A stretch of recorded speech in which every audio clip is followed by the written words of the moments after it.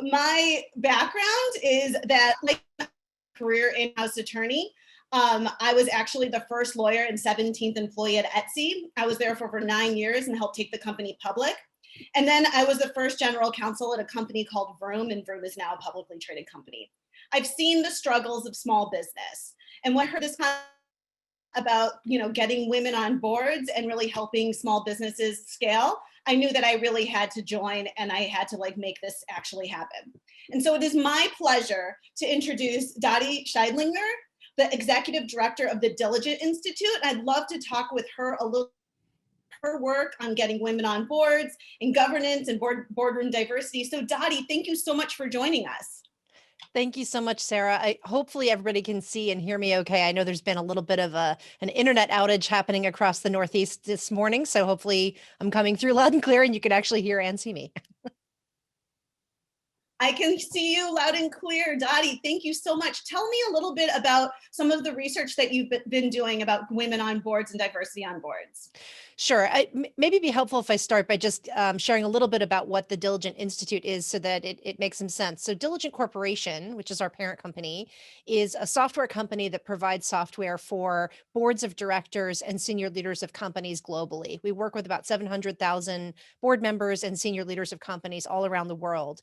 And Diligent Institute is our research arm and think tank, really dedicated to understanding what's happening in corporate governance and then sharing that information back with our market and beyond to make sure people understand some of the big movements in place in boardrooms and in governance trends. Recently, we've been taking a look at issues related to women joining boards. I think everybody's quite aware of the huge dearth of women on boards. Even though the numbers have been trending in the right direction, they're moving very slowly. And so there's been a number of organizations, many organizations working together to try to correct this. And it's incredibly important because so much of the power in corporate America and really corporations around the world is centered in the boardroom.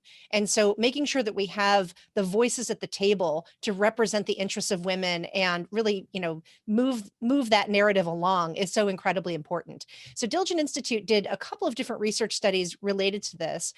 Last year, we published a report called A Few Good Women that wanted to understand not only how many women are joining boards of companies, but once they join boards of companies, what happens then? So we looked at rates of inclusion in leadership roles of women.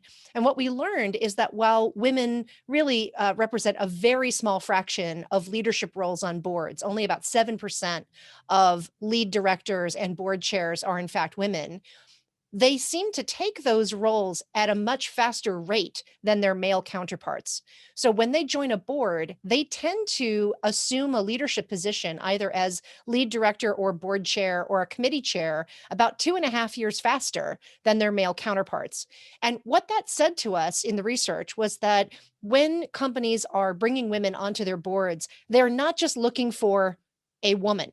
They're looking for someone who has expertise in specific areas and can bring something additive to the board, bring some perspective that they are missing. And so it's not surprising that they already sort of have their eye on placing these women into leadership roles within the board structure. So it'll be interesting to see how that continues to evolve over time. The numbers are still very small, so there's a lot of work to be done.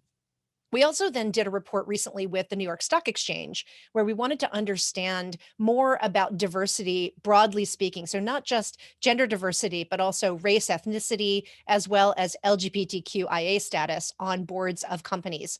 And so we did a research report where we asked directors about their board refreshment practices, meaning what are they doing to open up seats to ensure that different people are coming onto boards and bringing those diverse perspectives with them. And what we learned is that while about 81% of companies tell us they have diversity initiatives in place, only 45% of them have set any time frame to meet their goals. So you can already see that there's some easy, low-hanging fruit that could be taken to really move the needle faster. Things like set yourself a time frame. Don't just have a goal. Actually set a time frame to meet said goal might really help. So I think this kind of work that we're doing at Diligent Institute, we're always trying to really track what is happening and then share that information back as broadly as possible in the hopes that people will be inspired by the very simple things that you can do to actually make things a little bit better, faster. Thank you so much. And thanks for that very quick overview of some of the important work you're doing and timeframes. I think that that's pretty much bare minimum of timeframes is something that we pretty much learned very early. Thank you so much. I'm going to hand the mic over to you, Dottie, because you are going to be interviewing Kathryn Cartini, and she is the co-founder and partner of Chloe Capital. Chloe Capital is more than just a VC firm. It is to invest in women, and I'm thrilled that you're all here. So Dottie, take it away and interview Kathryn. Hi, and Kathryn, shall I call you Kathryn or Kate? What would you prefer? Please, we are fast friends, Dottie. I would love for you to call me Kate. Well, that's easy because my sister's name is Kate, so that makes it very simple on me. So Kate, welcome. Thank you so much for joining this fireside chat. And I wondered if you wouldn't mind starting with just telling us a bit about Chloe Capital for those who are uninitiated and don't yet know about you. It's an amazing organization. So tell us a little bit about why you started it. What's it all about? Well, thanks so much. I mean, I think Sarah gave us a really nice introduction. She would know she is our chairwoman on our advisory committee and an investor in Chloe Capital. She's been with us since the beginning. So I'm really happy to be here and support her and Kat in the fourth floor. Chloe Capital, as she mentioned, is a movement-driven venture capital firm, and we invest in women-led technology companies around the world. We focus on SaaS and marketplace simply because out of the 3,000 women-led companies that have applied to us so far, they seem to be moving the quickest, the fastest. In addition to investing with a gender and a diversity lens, we also partner with universities and foundations and corporations to host what we call Invest in Women programs. And these programs really help catalyze fundraising efforts for female founders, because it's not just about Chloe Capital writing a check, it's really about raising millions so we can go on and change the world and buck the system. And using this very collaborative approach to early stage investing, we've helped just our 10 portfolio companies alone raise about 15 million in additional capital. So we're going strong, and that's likely why we're being recognized as a movement to invest in women. And right now there's something like 20,000 people around the world that are participating in some way, shape, or form. That is fantastic. I'm so glad that you're doing this work, and hats off to you for doing it so well and getting so many people energized and enthused about doing this work with you. Let's talk a little bit about the importance of venture capital right now. I know that the reports that came out in December about jobs in the US were pretty awful when it comes to the impact on women, and in particular women of color, that all of the jobs that were lost in December were lost by women. So talk to us a little bit about the importance of venture capital for women-owned enterprises and for women entrepreneurs in this moment in time. Certainly. I mean, studies are showing to us that during moments of crisis, you want exceptional leadership. And we've been able to validate our investment thesis at Chloe Capital by investing in not only these high growth companies, but in women who know how to take the helm. Listen, if you can have 5 kids at home, like our founder, Kim Gamez from Mi Padrino, and you can be the CEO of a household, you certainly can run a ship through any kind of turbulent storm, even a global pandemic. So we've been really happy to watch all of our founders make very hard decisions when it comes to reducing staff, when it comes to taking pay cuts, when it comes to finding different revenue streams to continue to pursue their ventures. But in terms of actual job creation, job growth, venture capitalists are often referred to in some circles as venture catalysts and job creators, because when you are supporting businesses in the innovation industries, you have the potential to go from 0 employees to 10 employees to 100 plus employees in a rapid amount of time. That's what we mean by investing in high growth. And again, when you invest in technology, particularly, the burn rate, the churns are very low in comparison to other traditional businesses like a manufacturing or something with a brick and mortar facility. So now you really have the potential of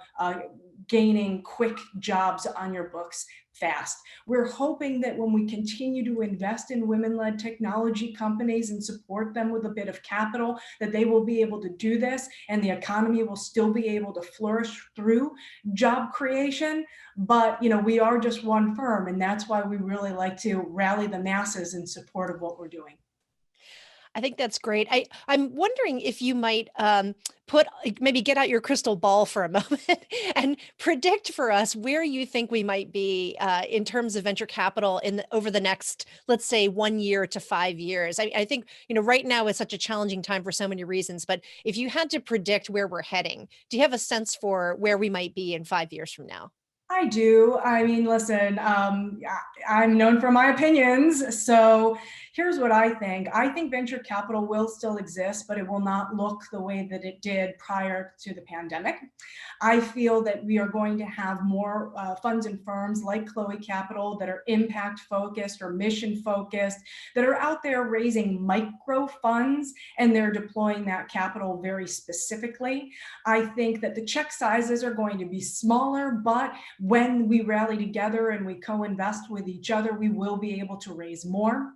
I feel that institutional capital will be smaller, meaning that a lot of colleges, universities, let's take for example, they used to use their endowments to invest in very large venture capital firms. But nowadays, when you're thinking about creating that next entrepreneur or venture capitalist, it's very much tied to their curriculums. And they're starting to start funds of their own, like the Dorm Room Fund or Red Bear Angels over at Cornell. The Simon School and the University of Rochester has a fund now. So you're definitely going to see the funds stay local when it comes to institutions. When it comes to angel investors, I truly think that we are going to start seeing less angel funds, more groups or networks like the one that I participate in as a chief investment officer, Social Venture Circle. This is a network of angel investors, family offices, and even some royal families that are all out there looking to make an impact. And I think more groups like that are going to remain instead of funds. And then also, I think we're going to see a huge spike in platforms, crowdfunding platforms like Republic. And I'm also a venture partner with Republic. So this is an opportunity for people out there that are not part of the 1% to place their bets and to support innovation. So I have a question for you, which might seem kind of like an obvious question, and maybe the answer seems pretty obvious to this group, but I think it's worth talking about, and which is, from your perspective, why is it so important to invest in women and other underrepresented founders of companies? Why is that kind of investment so much more important and valuable? Oh, sure. I mean, listen, it's not only the right thing to do. We've all seen the headlines. We don't have to harp on that. But, PitchBook keeps coming out with a nice dashboard for women-led women-led companies that show that less than 2% of women-led companies are receiving venture capital funding in the United States, and that really hasn't moved in a decade. So, I mean, yes, it's not only the right thing to do, but here's why it's smart business. I already mentioned that we go out there and we look for champions, and that our thesis has been validated during the pandemic because women actually perform better in crisis. And those are more studies out there that just shows that. So now you've got someone out there who is not used to having a seat at the table, as we like to say, and they are very scrappy when it comes to their money. They use the money efficiently and wisely. They are, again, able to create new revenue streams when they're faced with a pandemic. They are willing to fight for what is right and what is just in the world. Also, when it comes to diversity and inclusion, you're seeing an emergence of new innovation. We are thinking differently. And by the way, women are actually the dominant consumer. I think that, we spend something like $5 trillion every year. So we are controlling the main purchases in the household, whether it be the house, the furniture, the car, the vacations, etc. So when you think about the people that are starting companies that are the next in innovation, geez, wouldn't you want your inventor, your founders, your leaders to be the ones that identify with the dominant consumer, who is, again, a woman? That's smart business. That's terrific. So I'm sure we have a lot of people in the audience who either have started a business, are thinking of starting a business, are serial entrepreneurs, are first-time entrepreneurs. Help this audience understand what are some of the biggest hurdles that they are likely to experience in their journey. Oh, sure. I talk a lot about bias for women in business, bias for women in fundraising. That is what it is. Instead of talking about that there is a bias, of which we all know there is, I would love to move the conversation towards how can we jump over that hurdle. And here's how. Typically when it comes to private equity investing, which is very, very different than public markets, is you are investing and you're taking that risk and the early risk on founders that technology that you understand, industry of which you have worked with. Really, there has to be a comfortability. So now as we continue to shift wealth generation from men to women, to people of color, you're going to start seeing that the bets will be more diverse and inclusive. And that's just wonderful. That's terrific. Well, I think we just have a couple minutes left. And so I'd love to ask you, if there are any sort of parting thoughts that you have. You are yourself an entrepreneur. So you're not just a venture capitalist working with other entrepreneurs, you are yourself an entrepreneur. So any sort of final parting thoughts that you might want to share with this audience as they continue on their journey, some of the best ways to kind of keep their energy going, any thoughts that you want to share with this group? Yes, that is perceptive, Dottie. We are founders at Chloe Capital. It didn't exist when we started it, and we had to build it from scratch. And certainly we are not the first people that ever went out there and invested in women-led technology companies, but we have certainly put our own spin on it. So every day it is certainly a fight, again, to face the hurdles of fundraising and be able to say, even as emerging fund managers, that we are the ones that people should be placing their bets on. And here's how we did it. We did it by staying positive. We call it kind of the Care Bear syndrome, where someone says no to us, we just beam them with our happiness and doses of light. We gathered a track record by, instead of starting a fund right out the gate, investing in special purpose vehicles, smaller vehicles, to again show we knew how to pick winners, we knew how to rally the masses, we knew how to raise funding, we knew how to gain returns for our investors. And over the last 3 years, we've really been able to shine through as pioneers in this. And then, the movement was recognized because we're service oriented. We do not sit in glass houses. We do not wait for founders in Silicon Valley to approach us and ask for something with crazy valuations. We are out there with our sleeves rolled up, going from city to city on the Invest in Women tour to find the people who are just as hungry as we are, and just as excited about changing the world with their technology. So those are some of the things that we did, and I hope that hearing that story will help people pursue. If you do not find people, or you're not surrounded by people who are willing to support you, then it's just time to get a new group of friends. Well, Kate, thank you so much for this wonderful conversation and for your incredible insights. It's been such a pleasure speaking with you today. Thanks, Dottie, and thank you, Sarah and Kat. Sarah, back over to you. Oh, thank you, Dottie, and thank you, Kate. And you're fantastic. And Kate, what you were saying about surrounding yourself with a community that really helps you support your goals, that's exactly what the fourth floor is about. And we really love what both of your businesses are doing. So thank you so much for being with us.